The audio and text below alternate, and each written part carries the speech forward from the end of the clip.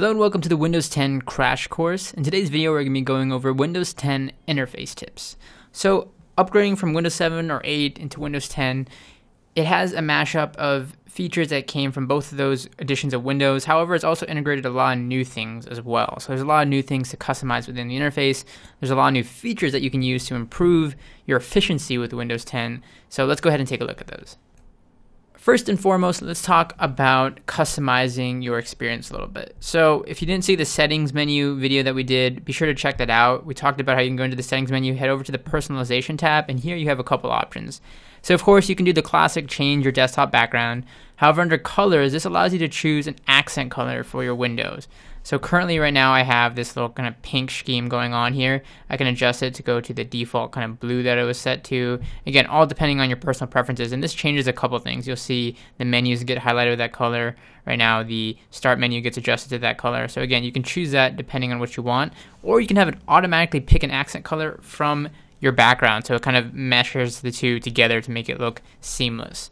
Additionally, down below you have the option to show color on Start Taskbar and Action Center, so you can turn that on and that'll adjust the menu down here as well, or I should say the taskbar down here. And you make the Start Taskbar and Action Center transparent depending on your preferences, so if you want it to be a little bit more solid or opaque, you can adjust that as well.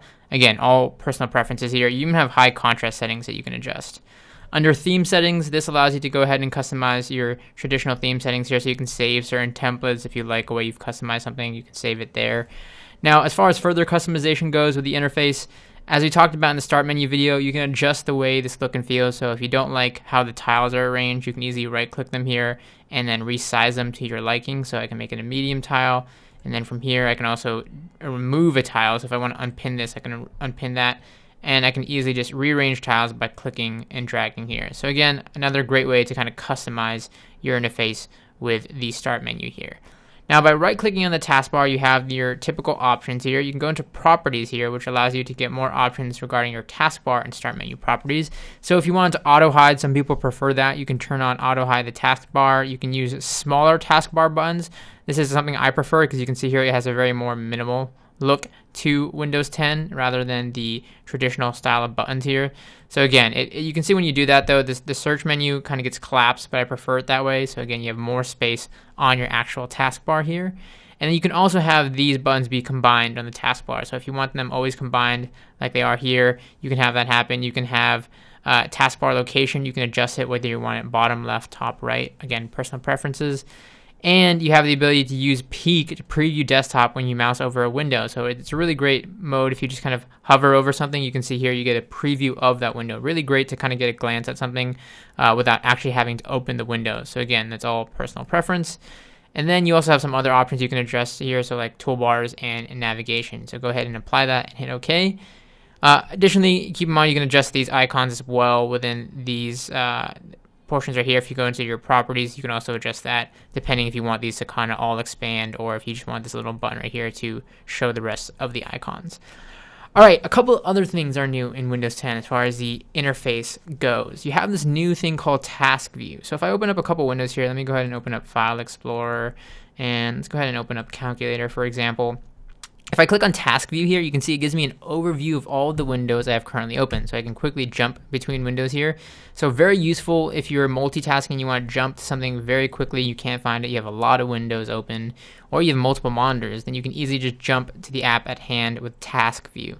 Keep in mind you can also exit apps from Task View. Again, a really great way to get an overview of what's happening with all your windows.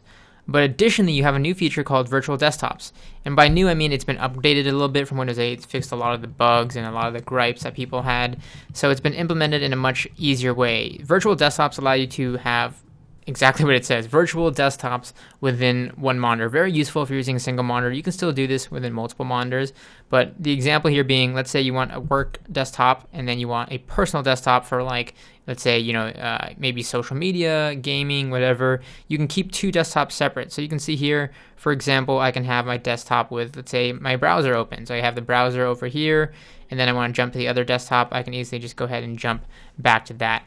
Keep in mind, you can use keyboard shortcuts. We're going to talk about some of our favorites in a future video on this course, but you can use keyboard shortcuts to actually navigate through certain things. Like, for example, if you Alt-Tab In Windows, you still have the traditional kind of Alt-Tab menu that also looks like a task view here, so you can do that. There's also keyboard shortcuts that you have available for switching desktops. So if you want to fast switch between different desktops, you can hit Control plus the Windows key and then the left and right arrow to navigate between your two desktops. So again, that's just some useful shortcuts to use within the interface.